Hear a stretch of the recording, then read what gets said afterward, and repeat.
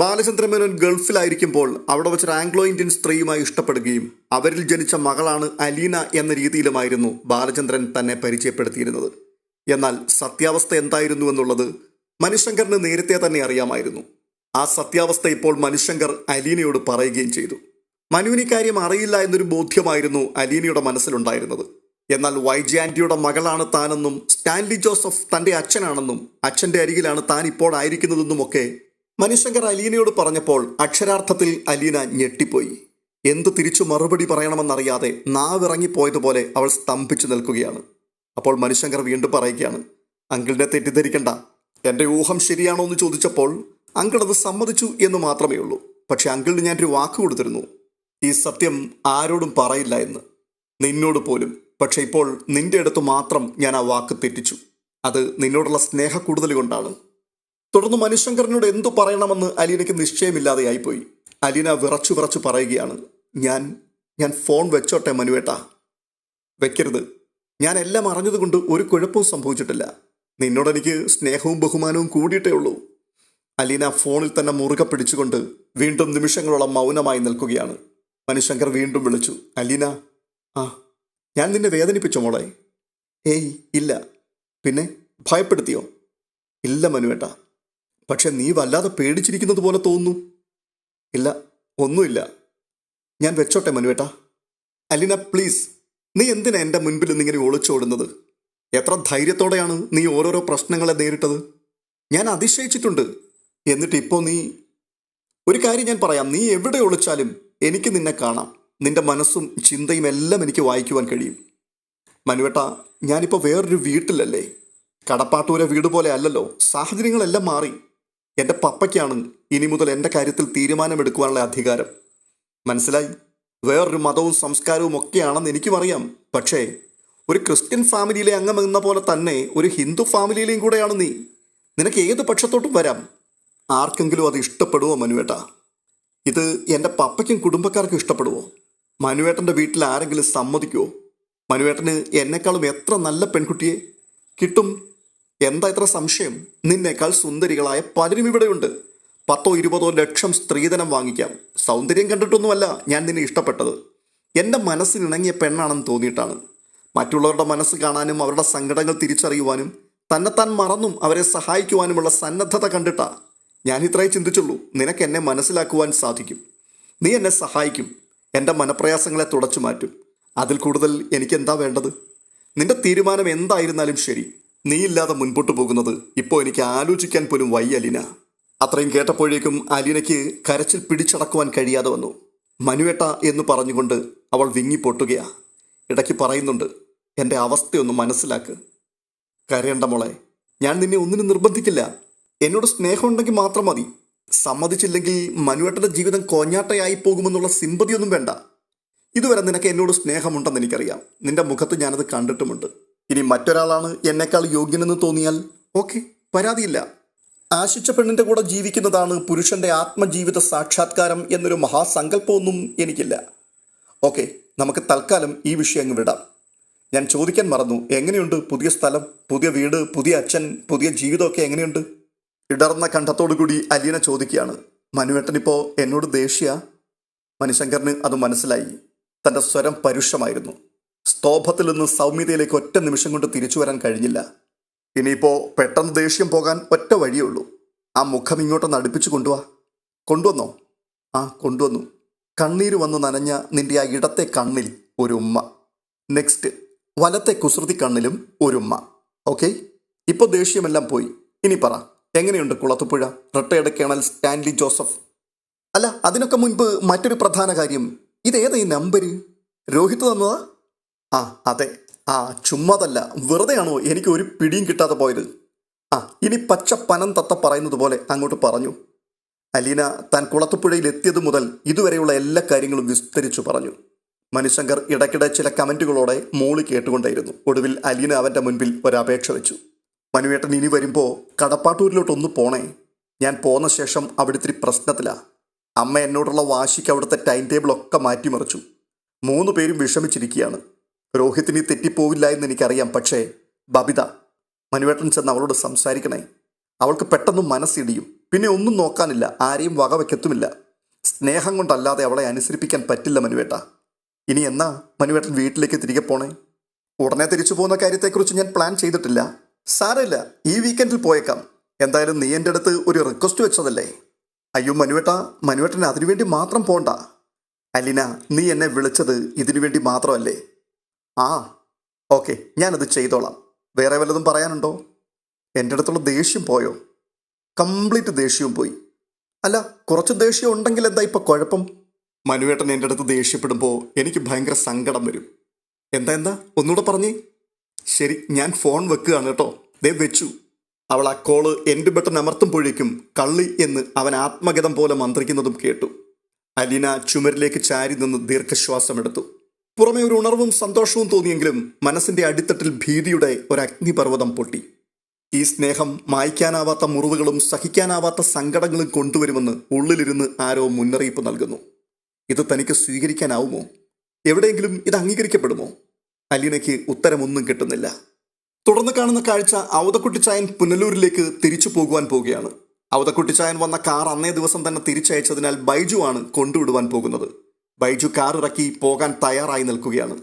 ഔതക്കുട്ടിച്ചായനോടൊപ്പം അലീനയും മുറ്റത്തേക്ക് ഇറങ്ങി വന്നു. കാറിലേക്ക് കയറുന്നതിന് മുമ്പ് അലീനയുടെ മുഖത്തേക്ക് നോക്കിയിട്ട് ഔതക്കുട്ടിച്ചായൻ പറയുകയാണ്, ഞാൻ പോയിട്ട് നാളെയോ മറ്റന്നാളോ ഇങ്ങ് തിരിച്ചു വരും കേട്ടോ. ഈ പുനലൂരെന്ന് പറയുന്നത് ഒരുപാട് അകലെയൊന്നുമല്ല, വേണമെങ്കിൽ ഇന്ന് തന്നെ തിരിച്ചു വരാവുന്നതേ ഉള്ളൂ. അവിടെ ചെന്നിട്ട് വേറെ ചില ഇടപാടുകൾ ഉള്ളത് കൊണ്ടാ. അപ്പോൾ അലീന പറയുകയാണ്, വല്യപ്പച്ചൻ പോകുമ്പോൾ ഞാൻ ഒറ്റയ്ക്കായതുപോലെ തോന്നുക. ഞാനും കേണലും കൂടി പിണക്കമാണെന്ന് അറിയാലോ. ആ, തൽക്കാലം നീ അവൻ്റെ അടുത്ത് ഗുസ്തിക്കൊന്നും പോണ്ട, അടുക്കളയിലും കയറണ്ട. അയ്യോ അതൊന്നും പറ്റില്ല പച്ചാ, ഞാൻ നാളെ വീണ്ടും സമരം തുടങ്ങും. നീ ഒറ്റയ്ക്ക് എന്ത് സമരം ചെയ്യാനാ മോളെ? ഈ മുറ്റത്ത് കൊടിയും പിടിച്ചിരുന്ന് മുദ്രാവാക്യം വിളിക്കുമോ നീ? ആ, അതിനൊക്കെ വേറെ വഴി ഞാൻ കണ്ടുവച്ചിട്ടുണ്ട്. വല്യപ്പച്ചൻ പോയിട്ട് വാ. ആ മോളെ, അടുത്ത തവണ പോകുമ്പോൾ നമുക്ക് ഒന്നിച്ചു പോകണം. നിനക്ക് എൻ്റെ തറവാട് കാണണ്ടയോ? ആദ്യം ഞാൻ ഇവിടുന്ന് കാലുറപ്പിച്ചോട്ടോ വല്യപ്പച്ച. ആ, അതും ശരിയാണ്. എന്നാ ഞാൻ പോയിട്ട് വരട്ടെ മോളെ. ഉവ്വെന്ന് അലീന തലയാട്ടി. ഔതക്കുട്ടിച്ചായൻ കാറിൽ ചെന്ന് കയറി. കാർ പതിയെ ഓടി. ചെറിയ കുന്നിറങ്ങി ആ കാറ് അപ്രത്യക്ഷമായി. വൈകിട്ട് 4 മണിയോടെ മറ്റൊരു കാർ ബംഗ്ലാവിൻ്റെ മുറ്റത്തെത്തി. ആൻ്റപ്പനപ്പോൾ സിറ്റൗട്ടിലുണ്ടായിരുന്നു. കാറിൽ നിന്ന് മധ്യവയസ്കയായ ഒരു സ്ത്രീയും ജീൻസും ടീഷർട്ടും ധരിച്ച ഒരു പെൺകുട്ടിയും ഇറങ്ങി. ആൻ്റപ്പൻ ഓടി സ്റ്റാൻലിയുടെ മുറിയിലെത്തി. സ്റ്റാൻലി സോഫയിൽ ചാരിക്കിടന്ന് ആനിമൽ പ്ലാനറ്റ് കാണുകയായിരുന്നു. അയാൾ തല തിരിച്ച് ആൻ്റപ്പനെ ഒന്ന് നോക്കി. ആ നോട്ടത്തിൻ്റെ അർത്ഥം ആൻ്റപ്പൻ അറിയാം. സാർ, റീത്തമ്മ കൊച്ചമ്മയും ടാനിയമോളും. സ്റ്റാൻലി TV മോണിറ്ററിലേക്ക് തന്നെ കണ്ണ് നട്ടുകൊണ്ട് ചോദിക്കുകയാണ്, എവിടെ? വന്നിട്ടുണ്ട്. ആ വരട്ടെ, അതിനെന്താ, നീ പോയി നിന്റെ പണി നോക്ക്. ആൻ്റപ്പൻ വാതിൽ ചാരിയിട്ട് തിരിച്ചു നടന്നുപോയി. അല്പം കഴിഞ്ഞപ്പോൾ വാതിലിൽ മുട്ടുന്ന ശബ്ദം കേൾക്കായി. Yes come in.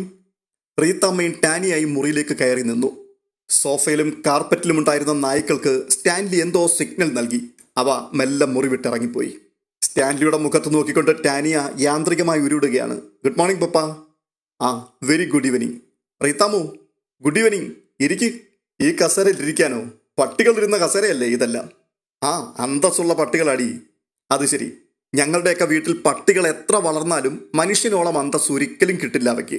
ആ ശരി, നിങ്ങളുടെ വീട്ടിലെ പട്ടികൾക്ക് നിങ്ങളെക്കാൾ ഉയരാൻ പറ്റില്ലെങ്കിലും നിങ്ങൾക്ക് പട്ടികളെക്കാൾ താഴാൻ പറ്റുമെന്ന് എനിക്ക് നന്നായിട്ടറിയാം. സ്റ്റാൻലി, ഇപ്പോൾ ആരാണ് തരം താഴുന്നത്? ഞാൻ വെറുതെ ഇങ്ങോട്ട് വന്നതല്ല, ഒരു വാർത്ത അറിഞ്ഞിട്ടാണ് വന്നത്. വാർത്തയോ? എന്തു വാർത്ത? ആ, സ്റ്റാൻലി ഇവിടെ ഒരു വെപ്പാട്ടിയെ കൊണ്ടുവന്ന് താമസിപ്പിച്ചിട്ടുണ്ട് എന്നുള്ളൊരു വാർത്ത. സ്റ്റാൻലിയുടെ മുഖം വല്ലാണ്ടങ്ങ് ചുമന്നു ഒറ്റ നിമിഷം കൊണ്ട്. സ്റ്റാൻലി റീത്തമ്മയുടെ മുഖത്തിന് നേരെ വിരൽ ചൂണ്ടിക്കൊണ്ട് പറയുകയാണ്, ഒരു മുന്നറിയിപ്പ് ഞാൻ ആദ്യം തന്നെ തരികയാണ്. മര്യാദയ്ക്ക് സംസാരിക്കാൻ പറ്റില്ലെങ്കിൽ ഈ മുറിയിൽ നിന്നും ഇപ്പോൾ ഇറങ്ങിപ്പോയിക്കൊള്ളണം. ഇല്ലെങ്കിൽ സ്ത്രീയാണെന്നൊന്നും ഞാൻ നോക്കില്ല, അടിച്ചിറക്കിക്കളയും. ഓ, മര്യാദകേട് കാണിക്കുന്നതിൽ ഒരു കുഴപ്പവുമില്ലേ? ആരാണ് സ്റ്റാൻലി ഇവിടെ കൊണ്ട് താമസിപ്പിച്ചിരിക്കുന്ന ആ പെണ്ണ്? ആ, അങ്ങനെ മര്യാദയ്ക്ക് ചോദിച്ചാൽ അന്തസ്സായിട്ട് സ്റ്റാൻലി മറുപടി പറയും. ഇവിടെ കൊണ്ടുവന്ന് താമസിപ്പിച്ചിരിക്കുന്ന പെൺകുട്ടി എൻ്റെ മകളാണ്. ഇതാണോ സ്റ്റാൻലിയുടെ അന്തസ്സുള്ള മറുപടി? സ്റ്റാൻലിക്ക് എത്ര മക്കളുണ്ട്? എനിക്കിപ്പോൾ മക്കൾ 4 പേരുണ്ട്. 4 മക്കളോ? ഒരെണ്ണം എവിടെ നിന്ന് വന്നു? എൻ്റെ അനുജത്തി എൽസമ്മ 3 മക്കളെ പ്രസവിച്ചതായിട്ട് മാത്രമേ എനിക്കറിയൂ. എനിക്ക് മാത്രമല്ല, നമ്മുടെ കുടുംബക്കാർക്കും അത്ര മാത്രമേ അറിയൂ. സ്റ്റാൻലി എൽസമ്മയല്ലാതെ വേറെ ആരെയും കല്യാണം കഴിച്ചതായിട്ട് ഞങ്ങൾക്കാർക്കും അറിയില്ല. ആ, അറിയില്ലെങ്കിൽ ഞാൻ പറയാം. എൽസമ്മയല്ലാതെ വേറൊരു പെണ്ണ് സ്റ്റാൻലിയുടെ ഒരു മകളെ പ്രസവിച്ചു എന്നങ്ങ് കരുതിയാൽ മതി. അതെവിടുത്തെ അന്തസ്സാ സ്റ്റാൻലി? നാഴികയ്ക്ക് 40 വട്ടം അന്തസ്സിന്റെ കാര്യം പറയുന്നവനാണല്ലോ സ്റ്റാൻലി. ഇത് പട്ടാളക്കാരന്റെ അന്തസ്സാണോ അതോ കൊട്ടാരമറ്റം തറവാട്ടിന്റെ അന്തസ്സാണോ? സ്റ്റാൻലിക്ക് അല്പം ക്ഷീണം തോന്നി. റീത്താമ്മ പറയുന്നത് ന്യായമാണ്. അതിനെ തർക്കുത്തരം കൊണ്ട് ഖണ്ഡിച്ചിട്ട് കാര്യമില്ല. സ്റ്റാൻലി നേരെ വിഷയത്തിലേക്ക് വന്നു. എന്നിട്ട് മെല്ലെ ചോദിക്കുകയാണ്, റീത്താമ്മയ്ക്ക് എന്തൊക്കെ അറിയണം? വെറുതെ ഇവിടെ കിടന്ന് നാവിട്ടലക്കരുത്. ചോദിക്കുന്ന ചോദ്യത്തിന് ഞാൻ ഉത്തരം തരും. എൽസമ്മയുടെ കഴുത്തിലല്ലേ സ്റ്റാൻലി താലി കെട്ടിയത്? ഇനി വേറൊരു സ്ത്രീയും മക്കളും ഉണ്ടെന്ന് പറഞ്ഞാൽ അതിന് എന്താ അർത്ഥം? ഇനി വേറെ എത്ര വെപ്പാട്ടികളും മക്കളും വരാനുണ്ട്? അതൊന്നറിഞ്ഞാൽ കൊള്ളാം. റീത്താമ്മേ, ഞാൻ ആദ്യമേ പറഞ്ഞു മര്യാദയ്ക്ക് സംസാരിക്കണമെന്ന്. വെപ്പാട്ടി എന്നൊരു പ്രയോഗം ഇനി ഇവിടെ കേൾക്കരുത്. പക്ഷെ റീത്താമ്മ ഒട്ടും വിട്ടുവീഴ്ചയ്ക്ക് തയ്യാറല്ല. അവർ ചോദിക്കുകയാണ്, ഇതുവരെ ഇല്ലാതിരുന്നൊരു മകൾ ഇപ്പോൾ ഉണ്ടല്ലോ. അല്ല, ഞാൻ ചോദിക്കുന്നത് എങ്ങനെ ഉണ്ടായി അതെന്നുള്ളതാണ്. അത് ഞാൻ എൽസമ്മയെ കല്യാണം കഴിക്കുന്നതിന് മുൻപ് ഒരു അഫയറിൽ സംഭവിച്ചു പോയതാണ്. എങ്കിൽ പിന്നെ എന്തിന് എൻ്റെ അനുജത്തിയുടെ ജീവിതം തൊലച്ചു? അവളെ തന്നെ കല്യാണം കഴിച്ച് ഒന്നിച്ച് ജീവിച്ചു കൂടായിരുന്നില്ലേ? അങ്ങനെയായിരുന്നു ആഗ്രഹം. പക്ഷെ അത് നടന്നില്ല റീത്താമ്മേ. ഓ, അങ്ങനെയാണെങ്കിൽ ഇനി എൽസമ്മയും മക്കളും എന്ത് ചെയ്യണം? അതുകൂടെ അങ്ങ് പറഞ്ഞേക്ക്. അവരൊന്നും ചെയ്യണ്ട. അവരവരുടെ കാര്യം നോക്കി ഇപ്പോഴിരിക്കുന്നിടത്ത് തന്നെ അടങ്ങി ഒതുങ്ങി അങ്ങിരുന്നാൽ മതി. അങ്ങനെ അങ്ങിരുന്നാൽ പോരല്ലോ സ്റ്റാൻലി. അവർക്ക് പുറത്തിറങ്ങി നടക്കണ്ടേ? ഇനി ഇത് വൈകാതെ നാട് മുഴുവൻ പരക്കും. സ്റ്റാൻലിക്ക് പിഴച്ചു പറ്റിയൊരു മകളുണ്ടെന്നും അവളിപ്പോൾ സ്റ്റാൻലിയുടെ കൂടെയാണ് താമസമെന്നും. ഇതേക്കുറിച്ചൊക്കെ ആരെങ്കിലും ചോദിച്ചാൽ എൽസമ്മയും മക്കളും എന്തുത്തരം പറയണം? എൽസമ്മ എന്തെങ്കിലും ഉത്തരം പറഞ്ഞോളും. അതോർത്ത് റീത്താമ്മ വിഷമിക്കണ്ട. അല്ലെങ്കിൽ അവൾ എന്നോട് വന്ന് ചോദിക്കട്ടെ, ഞാൻ അപ്പോൾ എന്തെങ്കിലും ഉത്തരം പറഞ്ഞു കൊടുത്തോളാം. മക്കളുണ്ടല്ലോ വേറെയും സ്റ്റാൻലിക്ക്, കുടുംബത്തിൽ ജനിച്ചവർ. ഈ നിൽക്കുന്നത് സ്റ്റാൻലിയുടെ മോളാണല്ലോ. ഇവൾക്ക് കോളേജിൽ പോകണ്ടേ? പപ്പയ്ക്ക് ഒരു രഹസ്യ പുത്രിയുണ്ടെന്ന് കേട്ടല്ലോ എന്ന് ആരെങ്കിലും കളിയാക്കിയാൽ ഇവൾ എന്തു മറുപടി പറയും സ്റ്റാൻലി? ഇവളുടെ തല താണു പോകില്ലേ? ഈ മകളുടെ മനസ്സിൽ തട്ടുന്ന അപമാനത്തിന് സ്റ്റാൻലിയുടെ കയ്യിൽ മറുമരുന്ന് എന്തെങ്കിലും ഉണ്ടോ? പട്ടാളക്കാരന്റെ തൊപ്പിയിൽ വെക്കുന്ന കീർത്തിമുദ്രയോ യൂണിഫോമിൽ തുന്നിച്ചേർക്കുന്ന മെഡലോ സ്റ്റാറോ ഒന്നുമല്ല. ഒരു അവിഹിത സന്തതിയുടെ അപ്പനാണെന്നുള്ള ദുഷ്പേരാണ്. സ്റ്റാൻലി വല്ലാതെ അസ്വസ്ഥനായി പെട്ടെന്ന് ചാടി അങ്ങ് എഴുന്നേറ്റു. എന്നിട്ട് പറയുകയാണ്, റീത്താമ്മേ, ഞാനൊരു പെണ്ണിനെ സ്നേഹിച്ചു എന്നുള്ളത് ശരിയാണ്. അത് പരാജയപ്പെട്ടു പോയി. ഇങ്ങനെ ഒരു മകൾ ജീവിച്ചിരിപ്പുണ്ട് എന്ന് എനിക്കിതുവരെ അറിയില്ലായിരുന്നു. ഇപ്പോഴറിഞ്ഞത്. അറിഞ്ഞപ്പോൾ ഞാൻ അവളെ ഏറ്റെടുത്തു. അതെന്റെ കടമയാണ് എന്നെനിക്ക് തോന്നി. കൂടുതലൊന്നും എനിക്കിതിനെപ്പറ്റി പറയാനില്ല. സ്റ്റാൻലി, ഞാൻ ചോദിക്കുന്നത്, ഇതൊരു ഭാര്യയ്ക്ക് സഹിക്കാൻ കഴിയുന്ന കാര്യമാണോ? സ്റ്റാൻലിയുടെ മക്കൾക്ക് ഇതിനോട് പൊരുത്തപ്പെടുവാൻ കഴിയുമോ? സ്റ്റാൻലി അവരോട് ആലോചിച്ചിട്ടാണോ ഇങ്ങനെ ഒരുത്തിയെ വിളിച്ചു വരുത്തി കൂടെ താമസിപ്പിക്കുവാൻ തീരുമാനിച്ചത്? റീത്താമ്മേ, ഏകദേശം 24 വർഷങ്ങൾക്ക് മുമ്പ് എനിക്ക് സംഭവിച്ചൊരു കാര്യമാണ്. അന്ന് എൽസമ്മ എൻ്റെ ഭാര്യയായിരുന്നില്ല. എനിക്ക് മക്കളും ഉണ്ടായിരുന്നില്ല. അതുകൊണ്ട് ഞാൻ അവരോട് ആലോചിക്കണ്ട എന്ന് തീരുമാനിച്ചു. അല്ലെങ്കിലും ആരോടും അഭിപ്രായം ചോദിച്ചിട്ടല്ല സ്റ്റാൻലി ഇന്നേ വരെ തീരുമാനങ്ങൾ എടുത്തിട്ടുള്ളത്. അതുകൊണ്ട് ഇനി അത് മാറ്റാൻ ഉദ്ദേശിക്കുന്നുമില്ല. അത് ശരി. ഒരു കാര്യം സ്റ്റാൻലി മനസ്സിലാക്കിക്കൂ. എൽസമ്മയും അവളുടെ മക്കളും അവരാരുമില്ലാത്തവരല്ല. പുളിക്കൽ തറവാട്ടിൽ എന്തിനും പോകുന്ന ആണുങ്ങളുണ്ടായിരുന്നു എക്കാലത്തും. ഇപ്പോഴും അതിന് കുറവൊന്നും വന്നിട്ടില്ല. ഞങ്ങൾക്ക് 1ഉം 2ഉമല്ല 4 ആങ്ങളമാരുണ്ട് ചോദിക്കാനും പറയാനും. അത് പോരെങ്കിൽ ഈ നാട്ടിൽ പോലീസുണ്ട്, കോടതിയുണ്ട്, പള്ളിയും പാതിരിയുമുണ്ട്. ഇത് ഞങ്ങൾ വെറുതെ വിടില്ല സ്റ്റാൻലി. ആഹാ, അത് ശരി. എന്നാ പിന്നെ റീത്താമ്മയ്ക്ക് ചെയ്യാൻ പറ്റുന്നതൊക്കെ റീത്താമ്മ അങ്ങ് ചെയ്യ്. പക്ഷെ അതിനു മുൻപ് ഒന്ന് ചിന്തിച്ചേക്കണം. കഴിഞ്ഞ 24 വർഷം കൊണ്ട് കുളത്തുപ്പുഴ പാലത്തിനടിയിൽ കൂടി ഒഴുകിപ്പോയ വെള്ളം മുഴുവനും തിരികെ കൊണ്ടുവരാൻ റീത്താമ്മയ്ക്ക് പറ്റുമോ? മീൻമുട്ടിയാറ് തലകുത്തനെ തിരിച്ചു പിടിക്കാൻ പറ്റുമോ? ഇല്ല. 24 വർഷങ്ങൾക്ക് മുൻപ് ജനിച്ച കുഞ്ഞിനെ തിരിച്ച് അമ്മയുടെ ഗർഭപാത്രത്തിൽ ഒളിപ്പിക്കാൻ പറ്റുമോ? അവളുടെ അപ്പന്റെ സ്ഥാനത്ത് നിന്ന് സ്റ്റാൻലിയുടെ പേര് അത് വെട്ടിക്കളയാൻ പറ്റുമോ? സ്റ്റാൻലി പറയുന്നതൊക്കെ സ്റ്റാൻലിയുടെ ന്യായമാണ്. പക്ഷേ നീതിമാന്മാർ നോക്കുമ്പോൾ ഞങ്ങളുടെ പക്ഷത്തായിരിക്കും യഥാർത്ഥ ന്യായം. ഇങ്ങനെ ഒരു മകൾ ഉണ്ടെങ്കിൽ തന്നെ അവൾ അവകാശവാദം ഉന്നയിക്കാതെ അത് അംഗീകരിക്കേണ്ട ആവശ്യം സ്റ്റാൻലിക്കില്ല. അവളെ ഇവിടെ കൊണ്ടുവന്ന് കൂടെ താമസിപ്പിക്കേണ്ട ആവശ്യമില്ല. ഭാര്യയ്ക്കും മക്കൾക്കും ഉണ്ടാക്കി വെച്ച അപമാനത്തിന് സ്റ്റാൻലി കണക്ക് പറഞ്ഞേ പറ്റൂ. സ്റ്റാൻലി ഒരു സിഗരറ്റ് എടുത്ത് ചുണ്ടുകൾക്കിടയിൽ തിരുകി. എന്നിട്ട് പറയുക, റീത്താമ്മയ്ക്ക് പറയാനുള്ളതൊക്കെ പറഞ്ഞു കഴിഞ്ഞിട്ടുണ്ടെങ്കിൽ തിരികെ പോകാം. പോവാ, പക്ഷെ ഇനിയും വരും. റീത്താമ്മയുടെ സ്വരം അങ്ങ് കനത്തു. തുടർന്നവർ ടാനിയയുടെ കൈക്ക് പിടിച്ചിട്ട് പറയുക, വാമോളെ, ഇങ്ങനെ ഒരു പപ്പയുടെ മോളായിട്ട് ജനിക്കേണ്ടി വന്നതാ നിന്റെയൊക്കെ ശാപം. റീത്താമ്മേ, ഇനി ഇവിടെ നിന്ന് ഒരക്ഷരം പോലും നീ സംസാരിക്കരുത്. റീത്താമ്മ വാതിലിനടുത്തേക്ക് നടന്നു. ടാനിയ 2 ചുവട് നടന്നിട്ട് തിരിഞ്ഞു നിന്നു. ഇപ്പൊ പറഞ്ഞ വാക്ക് റീത്താമ്മ ആന്റി പറഞ്ഞില്ലെങ്കിലും ഞങ്ങൾക്കറിയാം പപ്പ, അത് സത്യം തന്നെയാണെന്ന്. പെട്ടെന്ന് സ്റ്റാൻലി വാതിക്കലേക്ക് വിരൽ ചൂണ്ടിയിട്ട് പറയുകയാണ്, നീ എന്നോട് സംസാരിക്കാറായിട്ടില്ല, പൊയ്ക്കോ വെളിയിൽ. അത് കേട്ടുകൊണ്ട് ടാനിയ റീത്താമ്മയുടെ പിന്നാലെ വാതിൽ കടന്നുപോയി. ഇടനാഴിയിൽ ആൻ്റപ്പനെ കണ്ട് റീത്താമ്മ ചോദിക്കുക, എനിക്ക് അവളെ ഒന്ന് കണ്ടിട്ട് പോണം. ഏതാ ആൻ്റപ്പ അവളുടെ മുറി? ആൻ്റപ്പൻ ശബ്ദിച്ചില്ല. പക്ഷെ അയാൾ മുറി ചൂണ്ടിക്കാണിച്ചു കൊടുത്തു. ആ സമയം അലീന കുളി കഴിഞ്ഞ് ബാത്റൂമിൽ നിന്ന് ഇറങ്ങുന്നേ ഉണ്ടായിരുന്നുള്ളൂ. നനച്ചു പിഴിഞ്ഞ വസ്ത്രങ്ങൾ അവൾ കൈത്തണ്ടയിലിട്ടിരുന്നു. വാതിലിൽ മുട്ടുന്ന ശബ്ദം കേട്ടുകൊണ്ട് അവൾ അങ്ങോട്ട് ചെല്ലുമ്പോഴേക്കും വാതിൽ തള്ളി തുറക്കപ്പെട്ടു. മധ്യവയസ്കയായ ഒരു സ്ത്രീയും പിന്നിൽ ജീൻസും ഷർട്ടും ധരിച്ചൊരു പെൺകുട്ടിയും. അവളുടെ മുഖം കണ്ടിട്ട് അലീനയ്ക്ക് കൗതുകമായി. തൻ്റെ മുഖഛായയോട് വിദൂര സാദൃശ്യമുള്ള ഒരു മുഖം. റീത്താമ്മ അലീനയെ അടിമുടിയൊന്ന് നോക്കി. ആദ്യം ഒരു അന്താളിപ്പാണ് അവർക്ക് തോന്നിയത്. സ്റ്റാൻലിയുടെ അമ്മയെ റീത്താമ്മ ഏതാനും വർഷങ്ങൾക്ക് മുമ്പ് കണ്ടിട്ടുണ്ട്. ഇനി സംശയത്തിന് അടിസ്ഥാനമൊന്നുമില്ലെന്ന് റീത്താമ്മയ്ക്ക് അപ്പോൾ തന്നെ മനസ്സിലായി. അധികാരസ്വരത്തിൽ റീത്താമ്മ ചോദിക്കുകയാണ്, എന്താ നിന്റെ പേര്? അലീന. സ്റ്റാൻലിയുടെ പേരിലുള്ള സ്വത്തും മോഹിച്ച് ഇറങ്ങി തിരിച്ചിരിക്കുകയാണ് നീ അല്ലേടി? പക്ഷേ ഒന്ന് ഓർത്തോ, നീ 90 ദിവസം നീ ഇവിടെ തികയ്ക്കില്ല. റീത്താമ്മ പറഞ്ഞിട്ടുള്ളതൊന്നും ഇതുവരെ തെറ്റിയിട്ടില്ലെന്നു കൂടി നീ മനസ്സിലാക്കിക്കോ. അവരുടെ പ്രകടനം കണ്ടുകൊണ്ട് അലീന ഒരു അമ്പരപ്പോടുകൂടി ചോദിക്കുകയാണ്, അല്ല ആരാണെന്ന് എനിക്ക് മനസ്സിലായില്ല. മനസ്സിലാക്കി തരാം, അധികം വൈകാതെ തന്നെ മനസ്സിലാക്കി തരാം. ഇത്രയും പറഞ്ഞിട്ട് റീത്താമ്മ തിരിഞ്ഞു നടന്നു. പിന്നാലെ ടാനിയായും. അവർക്ക് പിന്നാലെ അലീന സിറ്റൗട്ടിൽ വന്നപ്പോഴേക്കും റീത്താമ്മയും ടാനിയയും കാറിൽ കയറി കഴിഞ്ഞിരുന്നു. റീത്താമ്മയാണ് ഡ്രൈവിംഗ് സീറ്റിൽ. അലീന നിൽക്കുന്നിടത്തേക്ക് റീത്താമ്മ തറപ്പിച്ചൊന്ന് നോക്കി. എന്നിട്ട് കാർ സ്റ്റാർട്ടാക്കി. എഞ്ചിൻ നല്ലതുപോലെ ഇരപ്പിച്ച ശേഷം മുറ്റത്തിട്ട് തിരിച്ച് റോഡിലേക്കുള്ള പാതയിലൂടെ ഓടിച്ചുപോയി. ആരാണത്? അലീനയ്ക്കൊന്നും മനസ്സിലാകുന്നില്ല. ഇനിയിപ്പോൾ പപ്പയുടെ ഭാര്യ ആയിരിക്കുമോ? അപ്പോൾ മറ്റേ പെൺകുട്ടിയോ? അവൾ സംശയിച്ചു നിൽക്കുമ്പോൾ ആൻറ്റപ്പൻ സിറ്റൗട്ടിലേക്ക് വന്നു.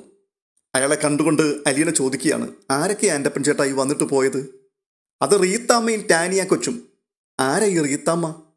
അത് മുതലാളിയുടെ വൈഫിൻ്റെ ചേച്ചിയാ. മറ്റേ പെൺകുട്ടിയോ? അത് കേണൽ സാബിൻ്റെ മകൾ ടാനിയ മോൾ.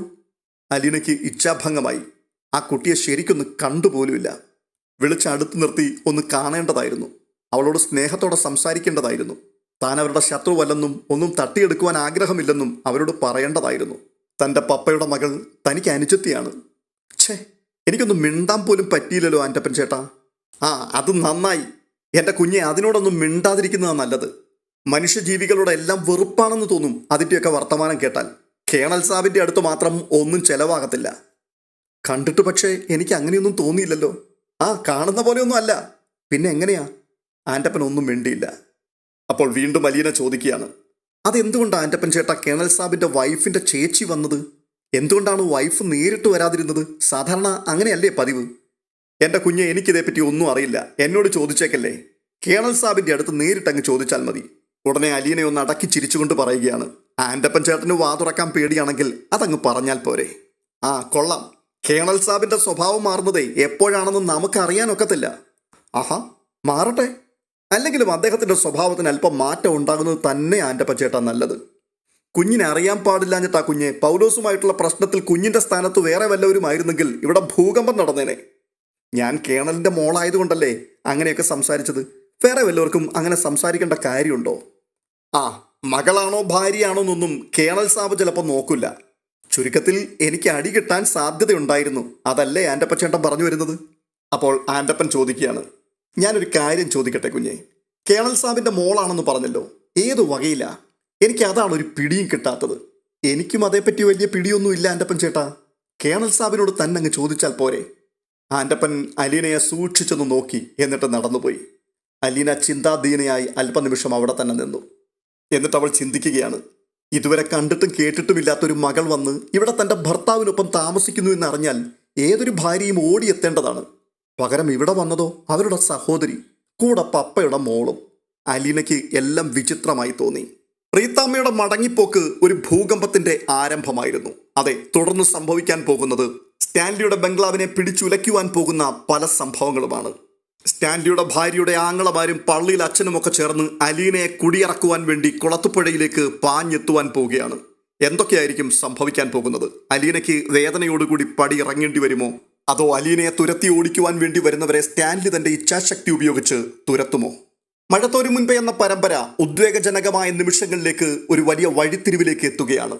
ഈ പരമ്പരയിൽ തുടർന്ന് സംഭവിക്കുവാൻ പോകുന്ന മനോഹരമായ മുഹൂർത്തങ്ങൾ മുന്നമേ കൂട്ടി നിങ്ങളിലേക്ക് എത്തേണ്ടതിന് ഈ ചാനൽ ഇതുവരെയും സബ്സ്ക്രൈബ് ചെയ്തിട്ടില്ലാത്തവർ ഒന്ന് സബ്സ്ക്രൈബ് ചെയ്ത് കൂടെ കൂടുകയും ഒപ്പം ഈ വീഡിയോ നിങ്ങൾക്ക് ഇഷ്ടപ്പെട്ടിട്ടുണ്ടെങ്കിൽ ദയവ് ചെയ്ത് ഒന്ന് ലൈക്ക് ചെയ്യുകയും ഹൈപ്പ് ചെയ്യുകയും സർവോപരി നിങ്ങളുടെ വിലയേറിയ അഭിപ്രായങ്ങൾ കമന്റ് ബോക്സിൽ രേഖപ്പെടുത്തുകയും ചെയ്യുവാൻ മറക്കരുത് എന്ന് പ്രത്യേകം ഓർമ്മിപ്പിക്കുന്നു. അടുത്ത വീഡിയോയിൽ അടുത്ത ദിവസം വീണ്ടും കാണാം. അതുവരേക്കും ബൈ ബൈ.